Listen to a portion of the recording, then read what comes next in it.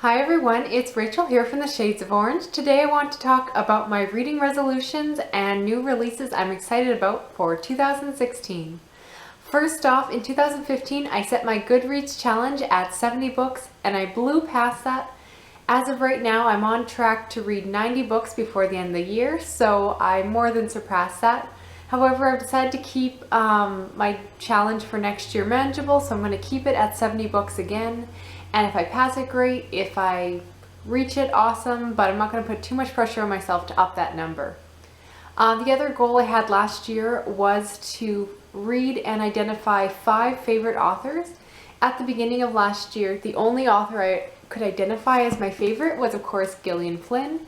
And I wanted to be able to pick out at least 4 other authors that I could call my favorites, because as a big reader, I think it's weird that I don't actually have favorite authors. However, I honestly forgot about this goal and didn't spend a lot of time reading books by the same authors. So I'm going to show you 2 authors that I think have favorite potential, but personally I want to read more of their books before I'll officially give them that title. Now the 2 authors with favorite potential are Tana French. I loved her first 2 books. Her 3rd book was a little bit meh for me, but I want to read the last 2 books that she has published, and I definitely think she has potential. Her writing style actually reminds me a lot of Gillian Flynn, and it's just really smart mystery suspense books, and just love them. But like I said, I want to read a little bit more of her. The other author which definitely has potential is Brian K. Vaughan. I of course love the Saga series. I also read Why the Last Man last year and really liked it, but I want to read more of his series before I can give him that title. So those are 2 maybe favorite authors, but as of the end of 2015 I don't want to officially give them that title yet. And now I want to announce that my 2016 reading challenge is going to be to read as many new releases as possible. Specifically, I'm going to give myself the challenge of reading 12 new releases in 2016. So that would equal 1 a month. If I read more, that'd be fantastic, but 1 a month sounds a little bit more manageable. Honestly, especially at the end of the year when all the best books of the year lists come out, and I just find myself wishing I'd focused more on reading the new books when they were still really exciting. I actually like getting wrapped up in the buzz and the hype, and it's fun to read books when other people are reading them too, and instead of waiting a couple years and reading them once all the excitement around that book has died down. So I'm really excited to do that. I just kind of want to allow myself to read newer books if I want to, rather than waiting and working through all of my unread books all the time. I want to focus on just enjoying the new books that are coming out. That being said, that leads us to the second part of the video, where I'm going to talk to you about the 2016 releases that I'm most excited about. Primarily I'm going to be focusing on books that are going to come out in the first half of the year, so let's just get started. First category I want to talk about is series that are continuing in 2016. The first one being Remembrance, which is the 7th book in the Mediator series by Meg Cabot. I was a huge fan of her Mediator series when I was a teenager. It followed a teenage girl named Savannah who had the ability to talk to ghosts, and there was a love interest with this ghost. I think his name was Jesse, and just love that series. I was obsessed with it. So when I found out that the author is writing one more and actually making it an adult novel as opposed to a young adult novel, I was super excited. I will put all the release dates for all of this down below, so there'll be links to that. But just cannot wait for that one. I'm just fangirling about it, and I hope it's good. I don't know too much about it. I believe it's after she's finished college and kind of a younger woman, but still an adult stage of life, so kind of that new adult age. And I'm just, yeah, can't wait to see what happens. Hopefully it's good and lives up to my expectations. Now the other series that I'm so excited to read, of course, is Hidden Bodies by Kepnes, which is the follow-up to her novel You. I understand that NetGalley may have a arc that's available if you want to read this one early. However, I've made the decision that I'm actually going to wait until it is officially released, because I pre-ordered the audiobook from Audible because I love the narrator so much, and I don't think I'll love the book reading it as much as I will listening to it. So I want to give this book, you know, kind of the best shot and really make sure that I'm getting kind of the best reading experience by listening to the audiobook again, which will be narrated by the same fantastic narrators. So cannot wait for that one. I'm patiently trying to ignore the arc that's available. If I can, if it's still available, I'll link that down below for other people who want to check it out early, but I'm going to wait for the audiobook because I want to do this right. Next, I want to talk about 3 graphic novel series that will be available in trades come 2016.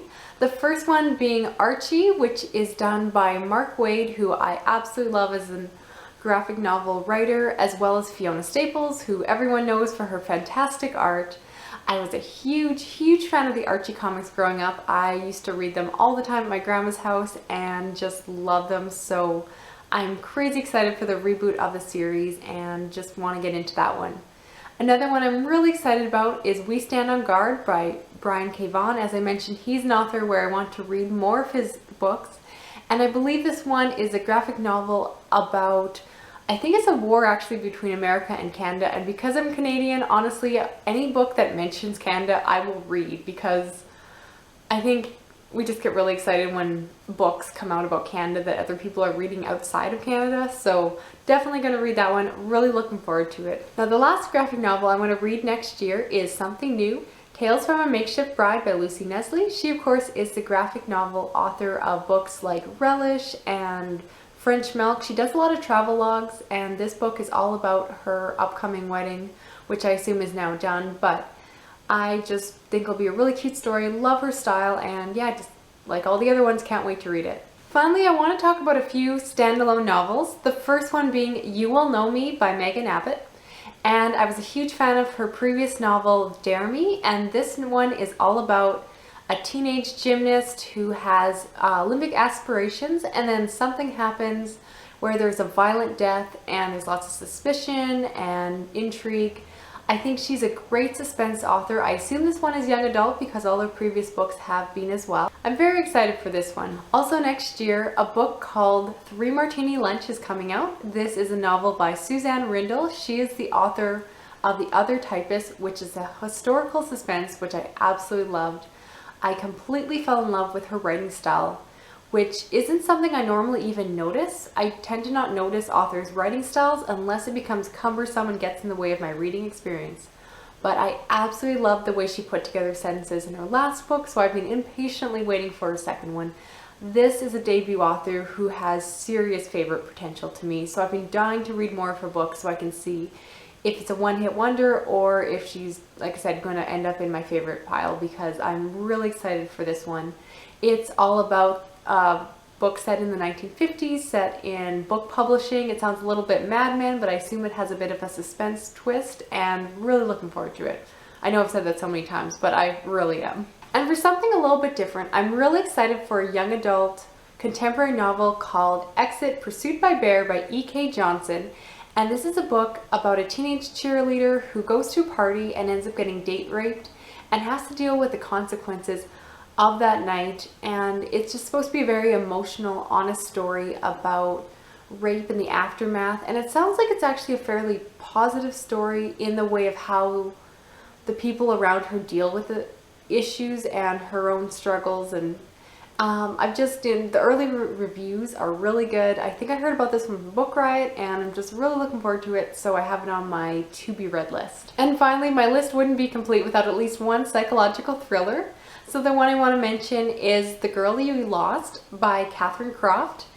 And this is a book about a young woman whose 6-month-old baby went missing, and then years later, I think like 18, 20 years later, someone shows up saying they know what happened to her daughter, and then that person goes missing, and then there's a whole bunch of clues kind of unraveling the whole mystery of what happened. Like a lot of other psychological thrillers, this one sounds amazing. It could be terrible, but I'm definitely going to give it a try. I just heard from NetGalley that I got an early release copy of it, which I requested. So I will be reading it one way or another, and good or bad, I'll let you know how it goes, but so far I'm excited for it. So those are all the books I'm excited for in the first half of 2016. Please let me know down below, what's the book you're most excited about in 2016? Was it one I mentioned or something totally different? Thanks everyone for watching. I'll talk to you again soon. Okay, bye.